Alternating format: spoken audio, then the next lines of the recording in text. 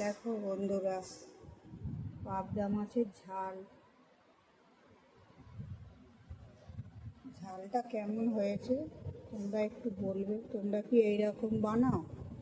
আমি তো কাঁচা লঙ্কা, সর্ষে, পোস্ত বেটে রান্না করেছি। তোমরা কি এইরকম বানাও না কীরকম বানাও একটু বলবে। আর এই যে বরবটির তরকারি, চিংড়ি মাছ দিয়ে, আলু দিয়ে। আর এখানে আছে বাটা মাছের ঝোল। এই যে ছোটো ছোটো বাটা মাছ ডুবে গেছে, দেখাতে পারছি না এখন। এই যে এখানে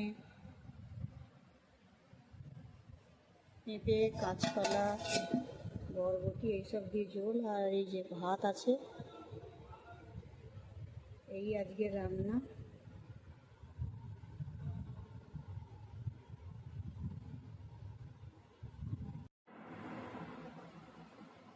আর এই যে আম আছে।